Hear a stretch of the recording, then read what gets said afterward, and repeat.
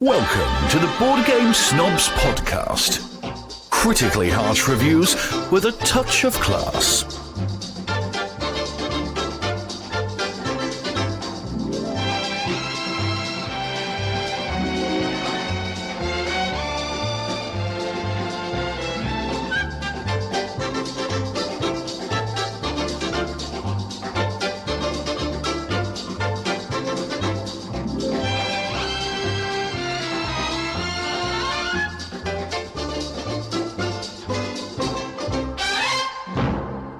And welcome. Oh, I didn't say go. Sorry, do it again. Do it again.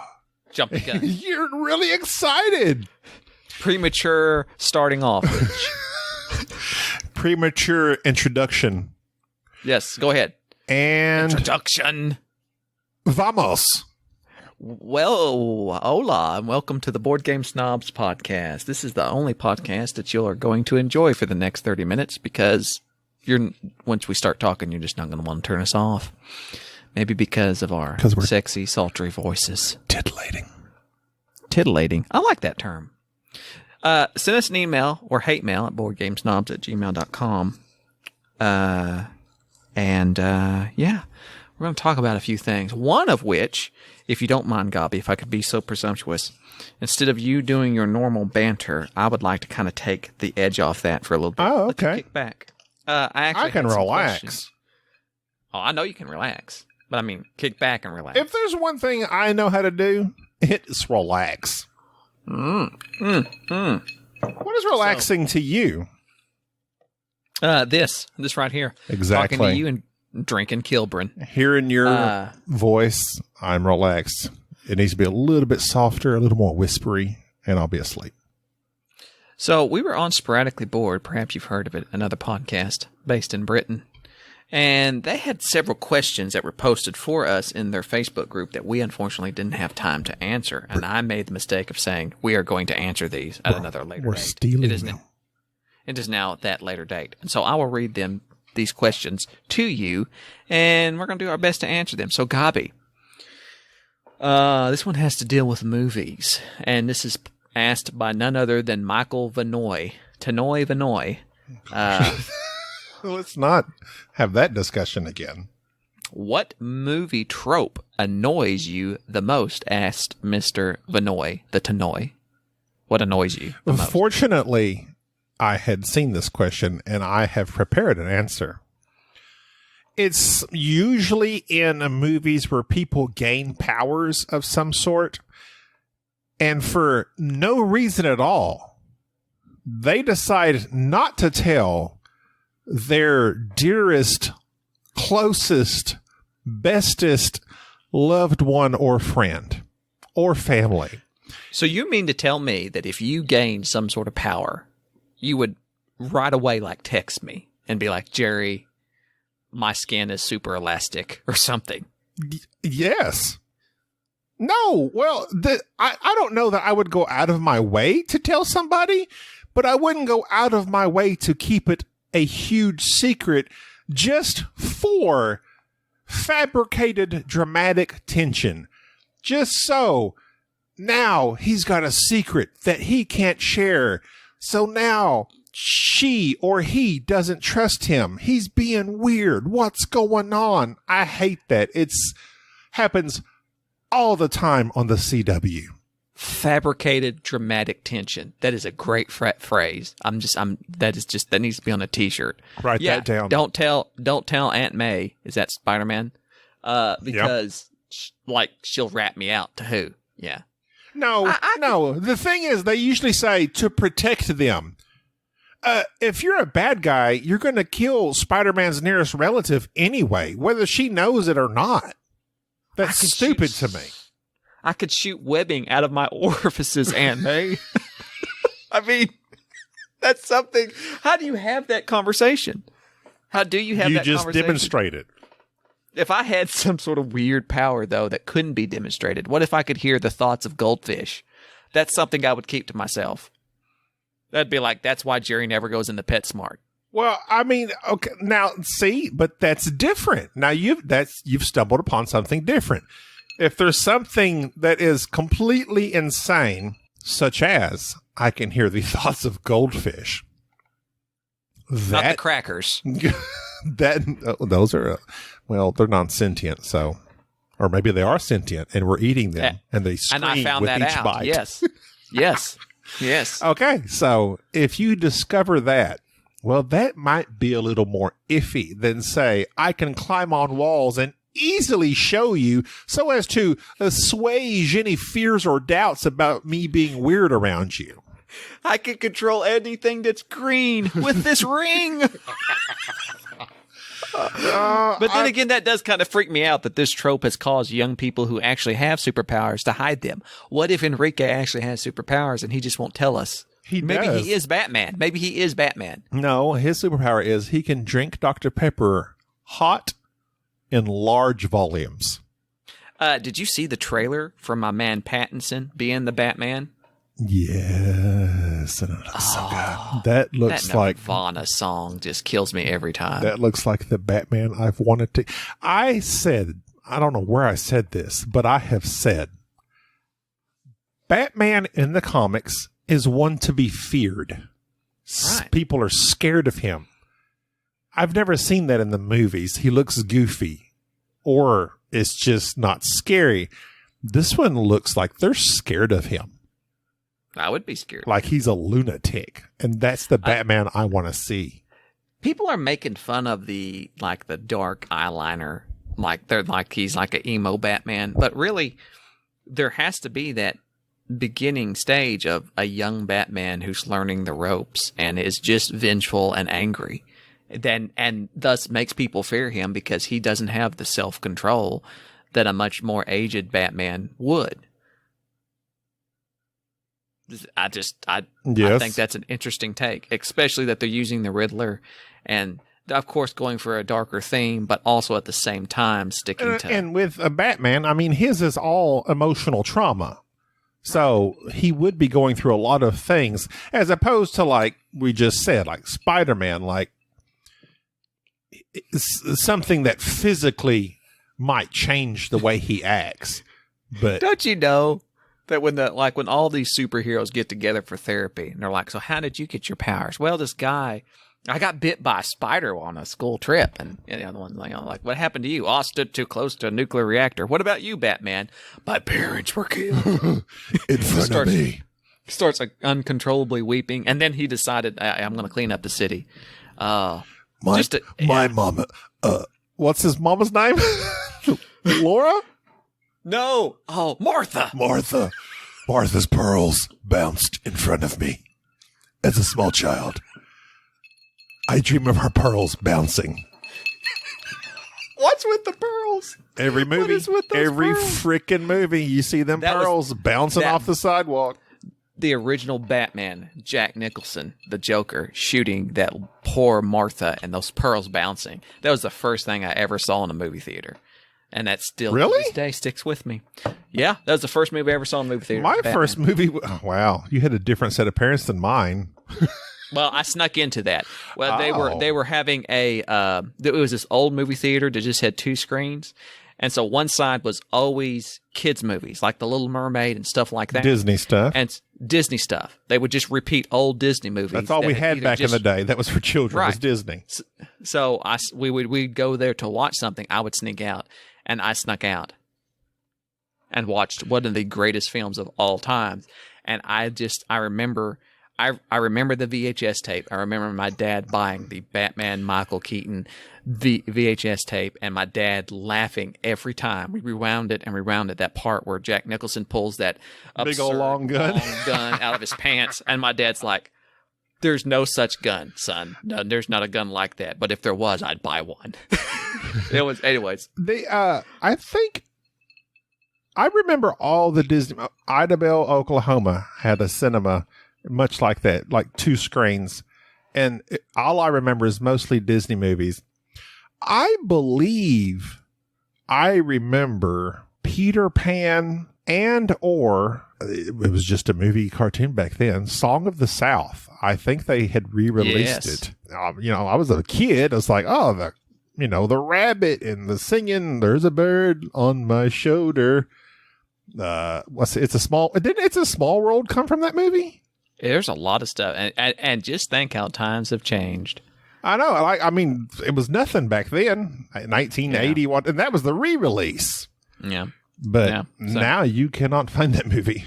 Yeah. So what movie tropes annoy me besides racism? The thing that really gets me in movies is when somebody dies and they die just so that it's dramatic. For instance, I'll just use Rogue One as an example. The dad gets shot and the daughter runs up and he gets to say something before he passes away. That gets me each and every time. It's like, why go for this dramatic death? The death is no more meaningful because he got to look you in the eye and say, oh, well, Starfish or Stardust or whatever her name was. I can't remember. Starscream. That did die. I mean, that's just such a goofy trope. Don't do that. Somebody's death should be enough to carry the emotional trauma. I mean, Martha, her pearls just dropped. That's it. She didn't yell, Bruce. No, she just died. So you're talking about okay, yeah. Go ahead, move on. I could stay on this all day.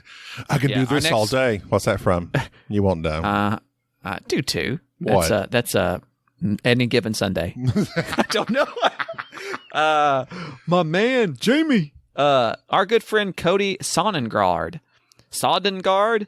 Stop. That sounds like Snodgrass. Go. No, that's Sonnengard. He's from Skyrim. No, Cody Sonnengard. He's from Michigan. Asgard. That's what I said. Asgard. Asgard, Michigan. The Gamecasters are in Michigan.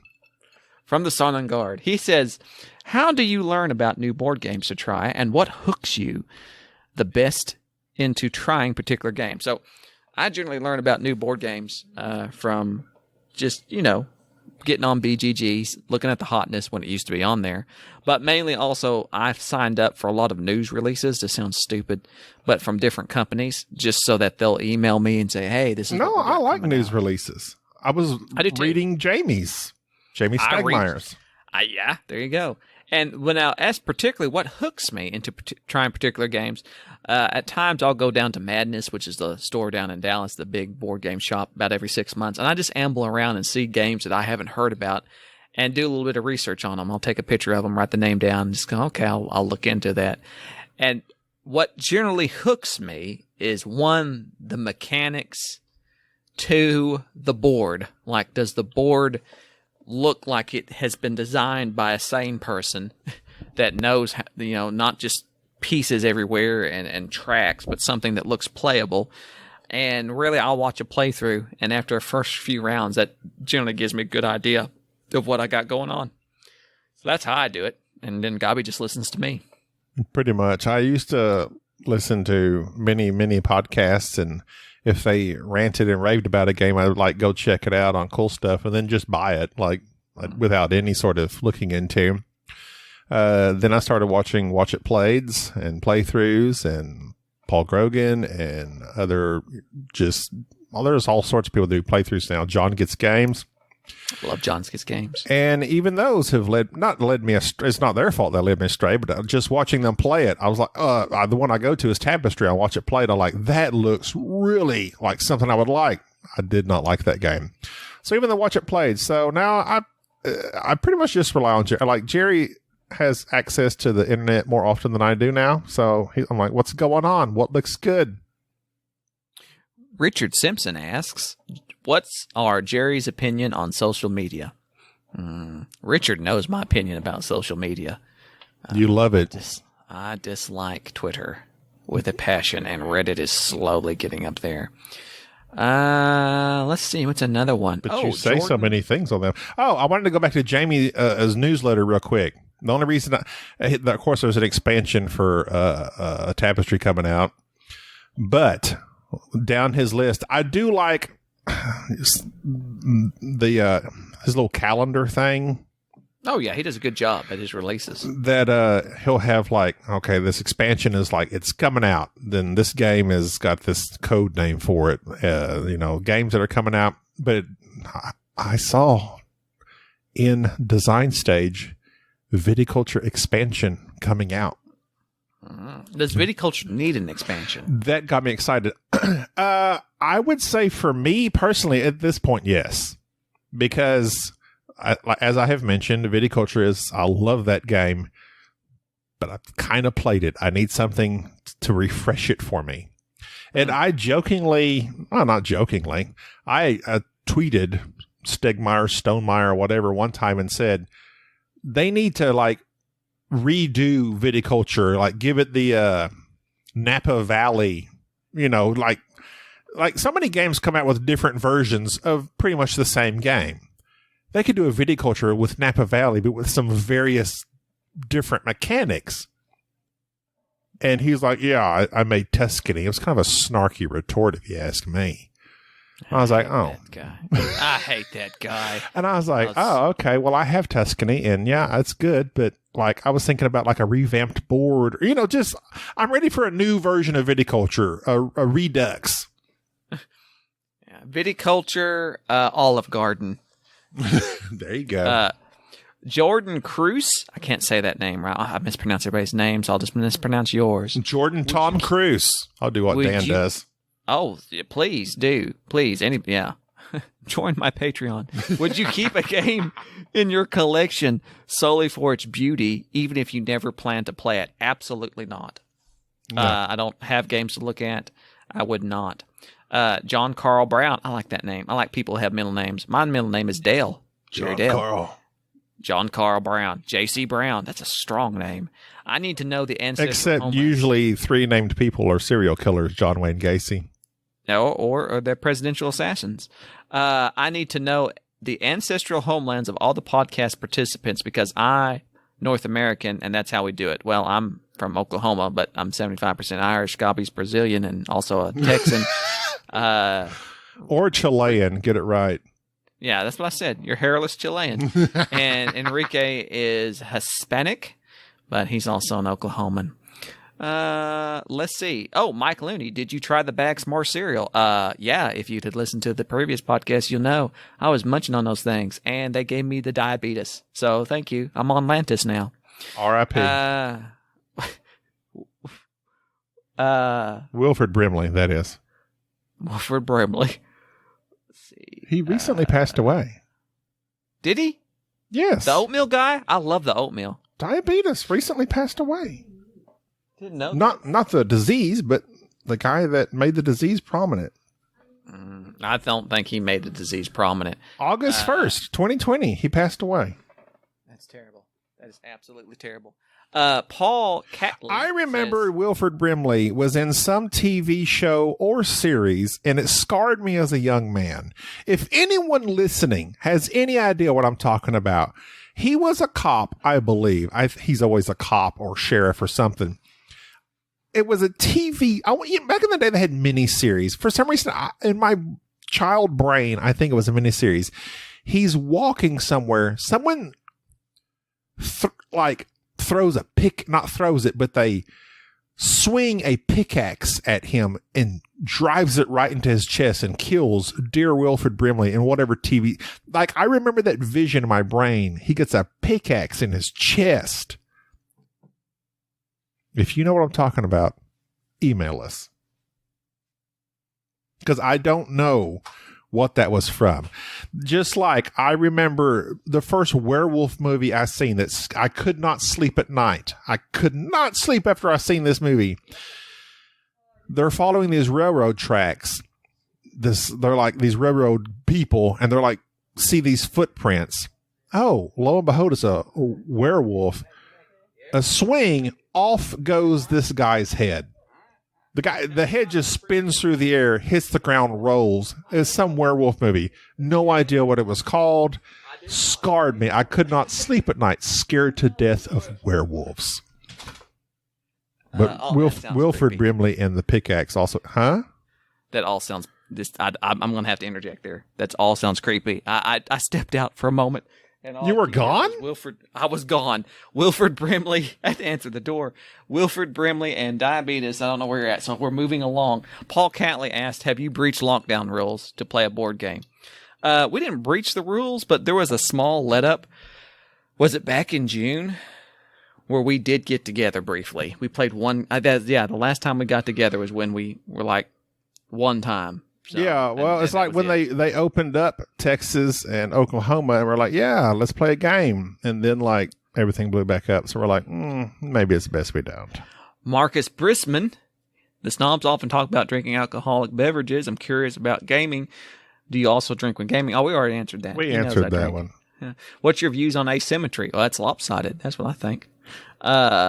Let's see. Oh, this was one that we didn't get to answer by Kellen A. Laker. Now, Kellen A. Laker, he's not A. Laker. That's his middle name, A. Laker. Now, Kellen is the guy off the boat board game Barrage, right? Barrage. He's the tank.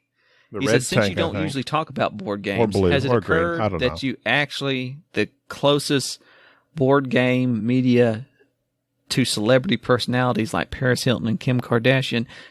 I wish. That's hot. Here's a good one. But two of them, Kim actually. K and Paris, you know who they are. I know who they are. As long as people know who we are, I consider that a win. I do. Donate to our They're- upcoming Patreon. Jerry, you need to get them levels figured out. I'm working on it. I'm working on the Patreon because everybody has throwaway money now. David Watkins. And while you're throwing it away, throw it this away. Come on. David Watkins, he says, has banter become an excuse for people to be offensive? And how do you stay the right side of the line? That's a good question, David. And I like that he kind of implies that we do the right thing and stay on that right side of the line. I would say at times we accidentally cross it over. Banter is not, I think you do have to be careful about not offending people. I don't think you need to overly worry about it because, quite frankly, if you offend somebody, they'll stop listening to you, and we don't want that. We just try to avoid doing that. I don't think we've offended. Well, I'm sure we've offended somebody. Well, there's some things that are okay. Banter. Go ahead and means different things in different places. I think. I think they had a whole discussion in the Sporadically Bored Facebook or somewhere. There was a discussion on banter, like that means something different in Europe. Here, it just means chit chat, small talk. What you been up to? How's it going? Da da da da da. So here, that's we just talk about foolishness. But as far as whether or not banter can be offensive, I'm sure it can be. I've never listened to a board game that has a podcast that has offended me. Usually they're very by the numbers, very straight and narrow. I'll tell you what, those gamecasters, they're really offensive. They may ride the line, but that's also the thing I was thinking about is if you do listen to a podcast on a regular basis and you're a regular listener, like I said about Sporadically Bored when we were on there in their Facebook group, that's like the curated group. This is a group of people that like what Sporadically Bored does, just as the Board Game Snobs listeners, Facebook group, Instagram followers like what we do. So usually kind of anything you say and do among that group, it's cool. At the same time, me and Jerry kind of know what is clearly offensive. So I would never say, I try to never say anything clearly offensive. I mean, unless it's by accident and maybe it's something that, politically correct has changed and I'm not aware, but there's some things that, I mean, just the everyday conscience of a person should know, hey, I shouldn't say this terrible thing. You're talking a lot of talk for somebody on the last podcast offended Catholics and the Dutch. So I'm gonna go ahead. I was just reading facts. Oh, okay. From Ranker. Don't care about your feelings. From Ranker. Go ahead. Yeah, from Ranker. Ranker.com. Go ahead. Oh, he also asked, how do we avoid proper board game snobbery in the hobby? Now, I think that comes from being somebody. When I think of snobbery, I think of somebody feeling like they're too good to play a certain board game, and I don't feel that way.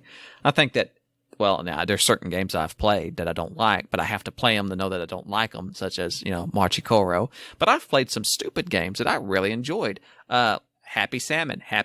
Me and Bubba get together all the time, play Happy Salmon. Not just two of us. You do? Weird. Yeah. No, I'm not offended. since not lockdown. We don't come over in masks and have a group of people running around. You're not slapping hands? No slap hands. It's more like distant salmon. That's what you go. Don't Socially touch each other. distant salmon. Socially distant salmon. But I mean, yeah, you just don't want to act like No spawning for you. right, and you don't want to gatekeep. You don't want to keep people out of the hobby. That's why we joined the Gateway Network. Is that what that network's called? Is it the Gateway Network? I don't know. I think it's the Gateway Network. The Gatekeepers Network. The Gatekeepers Network. None shall pass. None shall pass. This hobby has too many neckbeards as it is. What? About your business. What is your favorite color? We don't need any more blues. Oh, yes. Let's see. Bum, bum, bum, bum, bum. Alex Tafano asks.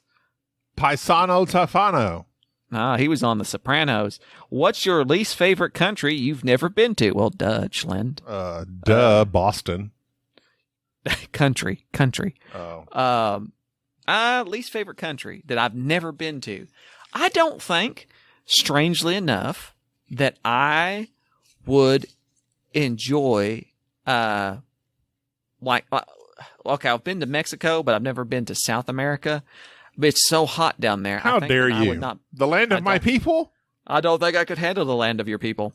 The Andes are snow-capped.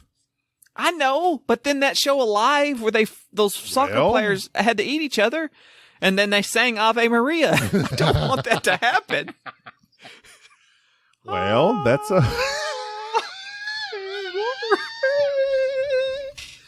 don't know if that's exactly how it happened, but sure. Speaking of facts... Gross. Yes, that's what happened. That soccer team or the rugby team, they crashed in the plane. I think it was actually a rugby team. Ethan Hawke had to eat some people, and they walked out of there. Ethan Hawke was in that? No. I don't know who was in it. I can't remember. There was something Spano. There was an actor that was in it that my mother loved. I'm looking it up right now. Keep talking.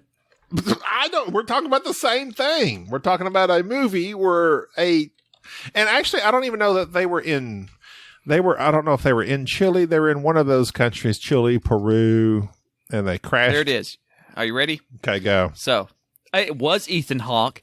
Ethan Hawke was in it. Thank you very much. Is there something Spano? Vincent Spano. Vincent Spano. My mother loved that guy. Let me look at Vincent Spano. He's a handsome man. He's 57. He's from Brooklyn. And let's read about him. What did he play in? He was in The Black Stallion Return, Baby It's You. Black Stallion Returns is probably, that's 1983. That's around peak Gabi informative years. Yeah. And Mom was like, I love Vincent Spano. I swear I've never heard of this man. How when you said Spano, I completely blanked on him. But I will say this. He is in a very much a ripoff, a docudrama television show called Afterburn. It has the same font as Maverick, as Top Gun. In this fact-based film, one of the finest pilots employed by the U.S. Air Force is enlisted to perform test flights of the new model F-16 plane. When Ted dies after the plane goes down, the military official report claims that the cause was human error. But Ted's spouse, played by Lauren Dern, refuses to believe this, and so investigates as Janet digs deeper into the case. When are we going to get the 20-plus years late sequel of Iron Eagle? That's my question. I want to know. I'm desperate for Iron Eagle. But Alive was a 1993. He smashes the button on that of iPhone of his, and now see, he didn't fly an F-15 Tomcat. No, he flew a cooler jet, in my opinion. What'd he fly? I don't know, but the wings didn't do what the F-15 did. He flew an Iron Eagle, obviously. I don't know. I don't think. Did you watch Iron Eagle with the Louis Gossett Jr.? Yeah, I just can't remember what it. I barely. Yeah. And then he dies, and then he hits the play button on his Walkman and defeats the Russians. Amazing. Better than Top Gun. What did he fly? I'm trying to look it up. We don't have time. Just go. We're 30 minutes in and not touched our main topic. I've got to go to bed. Sorry. So that's just answering all the questions from the sporadically bored. That's how much we care. I should be in bed right now. I should be in bed, but we're recording for you. For you, because we love you. We love you desperately. We love you, Vincent Spano. Iron Eagle. Iron Eagle. Oh, Louis Gossett Jr. Enemy Unseen. Remember that? Oh, I remember Louis Gossett.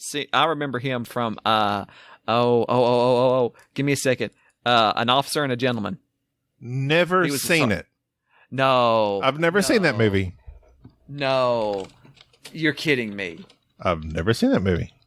I'm talking about I'm not talking about I'm talking about the one with Richard Gere, The Officer and a Gentleman, the romantic drama. It was 1982.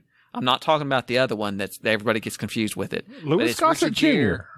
Yes. Yes. Yeah. I know what Richard you're talking Gere. about. Okay. Enemy Mine, not Enemy Unseen. Enemy Mine, Louis Gossett Jr. played like an alien, like a... Yeah, I know what you're talking about. Enemy Mine is like one of the greatest films of all time. A binary alien. Like he thought he was a dude, but like he was having a baby. And it's asexual. It just asexual, yes. Yeah. That was a great movie. Dennis Quaid. Yes, Dennis Quaid. That was a good movie. Excellent I need to show Sade that one. Yeah, I want to watch that so bad. Excellent performance, Mr. Louis Gossett Jr. on playing an asexual terrestrian. Having a baby. Extraterrestrian. Thank you. Excellent job. Very moving. Very moving. We must move on now. Speaking of moving, we need to move on. Aliens, speaking of aliens and being trapped on planets, I want to talk about a game. This is all you, baby. I'm going to sit back and listen. You just go ahead and sit back and listen, because I'm going to tell you a tale, Gobby. Okay. Of a good friend. 5-0 goes west. Who? No. Nothing. Go on. No. On a good friend named Kyle Miller. Kyle Miller essentially sent us some games. I say us. He actually sent them to me. But nonetheless, what's mine is yours. No, he didn't send them to you. He sent them to the board game Snobs. I gave him your address. I replied and gave him your address. And then he said, "Can he get you something too?" And I said, "Yes." And you have not given it to me. All he said is he sent me an email afterwards and said, "Glad it reached you," meaning me. "Hope you guys enjoy it. Stay safe and God bless." Thank you, Kyle Miller. I appreciate you. He sent me, or us, On Mars. So On Mars is the Vital Lacerda game that was released in 2020. We were having this argument earlier. It's a 2020 release. So On Mars, the Vital Lacerda this is going to win. This is going to sweep the awards at our next Snobbies. Yes, heads up. The 2021 Snobbies are going to be lit. This is about building much like London, 1666. R.I.P.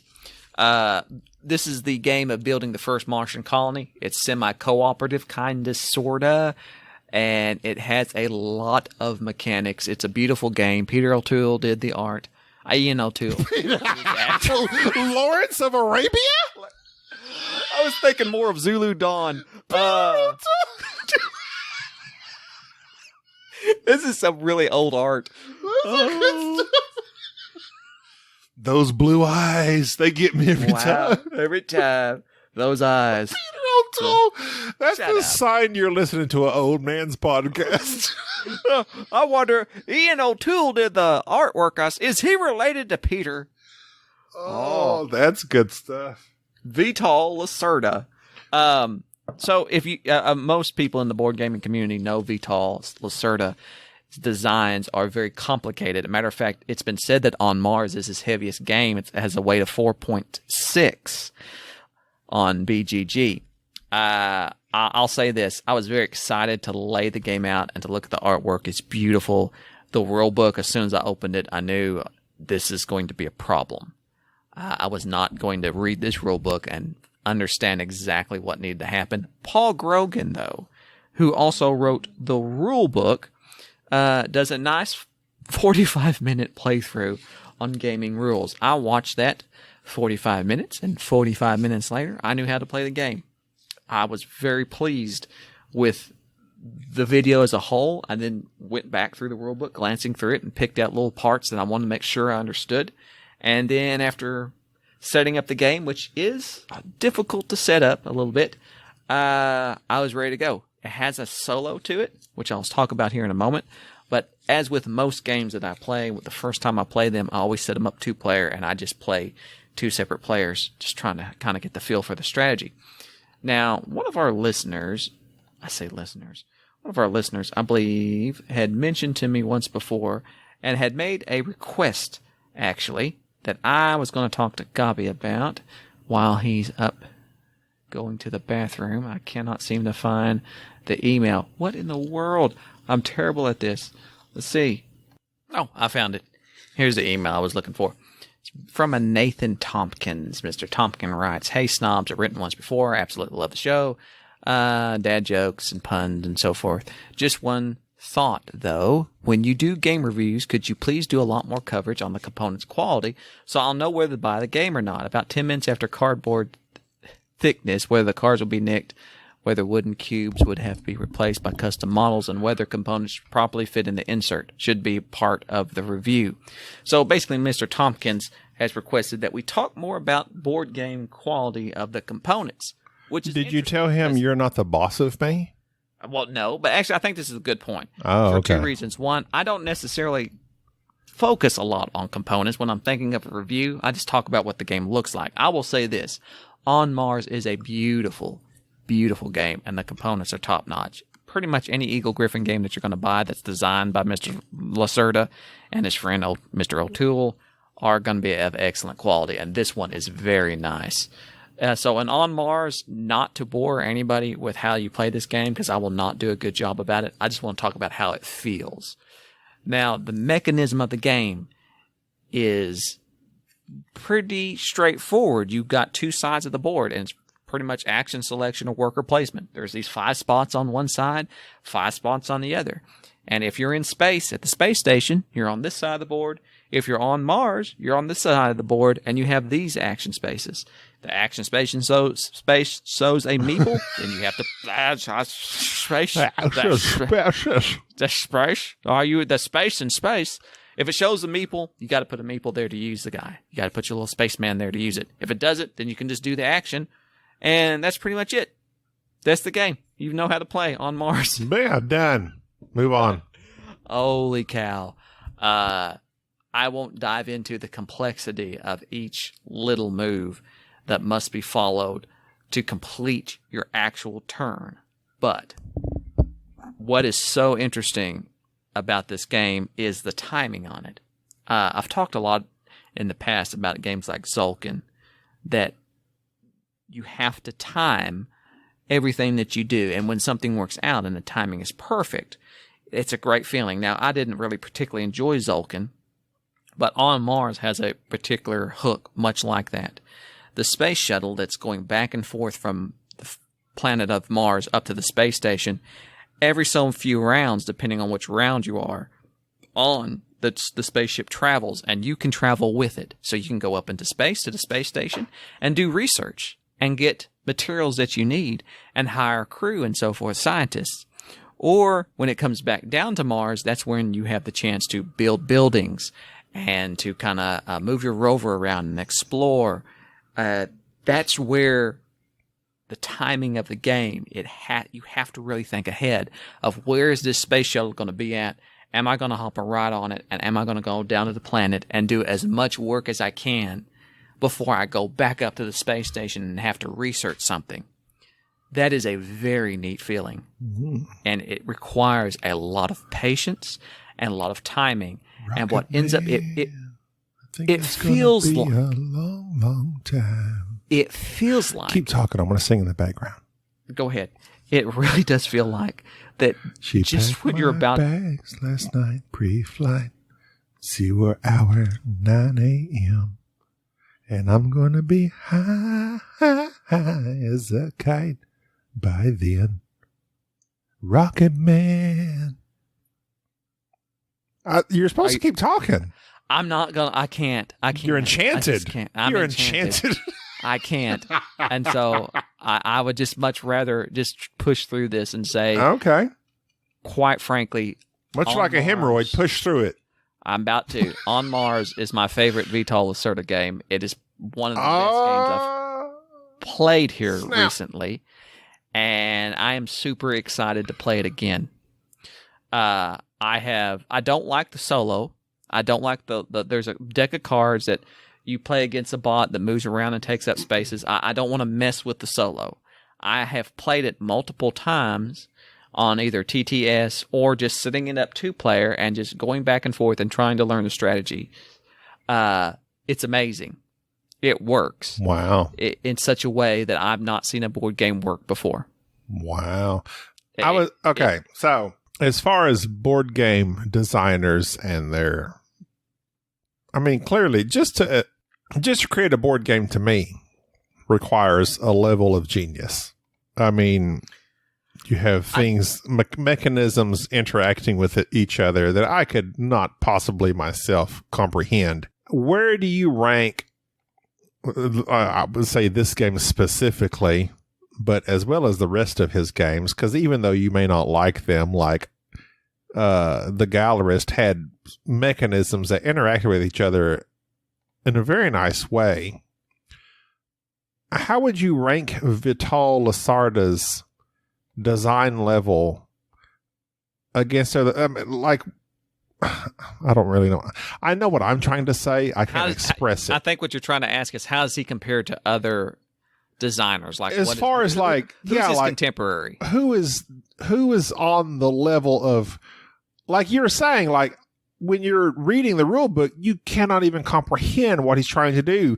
But once you start playing it, like all you see how all these mechanisms are interlocking with each other. And you're like, oh my God, now I get it. And you're like, this is beautiful. It's amazing. It's genius. Where does he rank to you now that you've played this game? That's particularly not a difficult question. What his contemporaries are. Obviously, I really feel like he is up there with Martin Wallace in terms of being able to make systems that connect. And Martin Wallace is one of my favorite designers. There are also lesser known designers, but designers that you like, but you don't really remember their name, like Daniel Tassini. Now he's the gentleman that designed Zulkin and Voyages of Marco Polo, and both 1 and 2, and the Teotihuacan. He was actually one of the designers of Teotihuacan. He makes some very interesting. He utilizes basic mechanics, but then puts a spin on them. So, like how Martin Wallace can create such an economy in his games, it feels like you're running a business.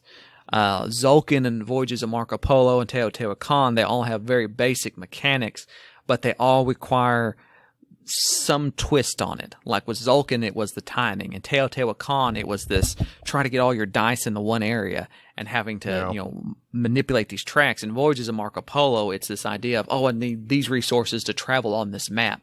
Vladimir Suchy in Underwater Cities, such a great game. His ability to make a system that says, okay, all you can do on your turn is pick this one spot and play a card. Pick this one spot and play a card. Very simple. But Underwater Cities, there's so much complexity in what you're trying to do. It's the ability to take such simple mechanics and build a system around it that is so insane. Literally, On Mars is just what I said. The rundown of On Mars is one side of the board is 5 action spaces. The other side of the board is 5 action spaces. If you're in space, do those 5 actions. If you're on the planet, do those 5 actions. Sounds very simple. But when you set this game up and you look out, you have no idea what you should be doing. You have no clue where to start. The game actually gives you a deck of cards and says, for your first game, just do what the card says. Just go after, make this your goal. So you flip the card up and the goal is like, okay, build part of the colony. Build this one thing. Like, okay, I'm going to build a water plant. Well, what do I need to build a water plant? Okay, I need this. So I need to go here to get this resource. And then I need to go here to move my robot around so he'll be in a good position to build it. And then I'm going to go to this space. Okay, so I have to do like 5 things just to get this thing built. Right. And then once you get that built, turn that card in, draw another card. Okay, this card says, okay, now that you've done that, upgrade a building. Well, how to upgrade a building? Well, you need to go get a blueprint. And you need to go up here to get a blueprint. And you have these resources. You can go here and here and here. And after he has kind of guided you in that route, what ends up happening is on your next game, you realize the beauty of it is before the game even starts, you can have a plan. I can look out and go, all right, I'm going to hire a geologist. I'm going to buy this type of technology. I'm going to research it. I'm going to get these resources. Then I'm going to go down to Mars. I'm going to build this building, upgrade it, have these resources, explore over here, back and forth I go. And it's semi-co-op. And there's now there are some things that I find incredibly irritating about Vital Lacerda's games. And I will bring this up. So, for instance, in the Galers, if you listen to our old review of the Galers, one of the things that I absolutely hated about the Galers was the bump out. Yeah. And I remembered when you explained this, and I'm going, well, this is a worker placement. I put my guy here, and he's like, no, but I can bump you out. And if I bump you out, you get to do this action. I said, that's stupid. I should be able to block you. Well, it took a long time for me to realize the genius behind that mechanism, even though I don't like it. It's a move that entices you to get ahead of another player and go, okay, I'm going to go here and do this. And then either you have to go do something else or bump me out. And when you bump my meeple out, I get to do something a little bit extra. It's very insidious. On Mars has this mechanism of collecting these gems, these little crystals. And every little thing you could do, there's some of these little actions that incentivize you to go get a crystal, to go over here, to get this crystal, to harvest it and to put it on your player mat, your big, double, thick, nice cardboard player mat. And then when you have so many crystals, you can turn them in and do whatever actions that's on your player board. Your starting actions on your player board aren't that great. But as you get bigger, as you bring in more spaceships, as you start having more people come to your colony, you reveal more powerful moves on your player board, and all of a sudden, these crystals become very important, and they can break the game. You can use these crystals to do some uber powerful extra moves on your turn. And so now these crystals become a thing that was barely holding your interest at the earlier part of the game to now they become integral to your strategy. And it's just just the whole thing is just smart. But there's this irritating thing that he does where you have this big board looking at you, and then over here you have another little board that has all these scientists on here that you could buy, and over here you have this other little board that has all these upgraded buildings that you got to buy, and has all these icons on it, and there's just stuff everywhere. Like, everything captures your attention. Like, you don't know what you need to be looking at. And then, to top it all off, you have to pay attention to the other players, because they have technology that when they purchase and it goes on their board, that technology can help you. You could utilize other players' technology. You have to. You have to. It's part of the strategy. So if you buy water plant technology and these water filtration system technologies that you have, if you have it up to level 3, that means I could build a level 3 water plant. So it's like, okay, I want to build a water station. I'll look around. I have to look at your player board and see where you're at with that technology, because you are the guy who's researching it. And when I use your technology, you gain a benefit. That's very irritating to have to watch another player's board. But at the same time, that's such an interesting mechanic, because someone like Enrique, someone who's particularly sneaky, can look out, see what you're about to do, and go purchase technology and be the only player in the game that has it. And anytime somebody builds that thing, they benefit from it. That's very interesting. It's a pain in the butt to keep track of. It's a pain in the butt to understand, but it's inventive. And so that's where Vital Lacerda has always lost me. He has so much going on that draws my attention away from just a pure mechanic. Like Martin Wallace tends to be much more straightforward. Play a card, do this thing, this is your goal. Vital Lacerda makes this huge game and says, just figure it out. And then there's all these extra free actions you could possibly take. This drives me insane. Like everything about this game, after I got done playing it, I thought, these are the things I hate about it. But instantly I wanted to play it again. And every time I do love the theme. I love A, space theme, and B, the whole colony on a space planet like that. I like that. Well, I've often said in the past, when asked about certain board games, about how do you know, what's that feeling that you get and that you know this game is good. And I often describe that feeling as if a game will give me pause. If I have to stop and think. Like a kitty cat? No, not pause. But like I have to stop and think. if I'm looking for a strategy and I go, I don't know exactly what I need to do here, and I have to. But you felt the same way about Kanban. Why is this different? Kanban to me, and I'm not. I have said in the past I didn't give Kanban enough chance. Like I irritated me, and I think the thing that irritated me about Kanban was one, I got Kanban the original edition back in the day. I was not ready for Kanban back in the day. I had not played many heavy games. And You're more of a Kantban.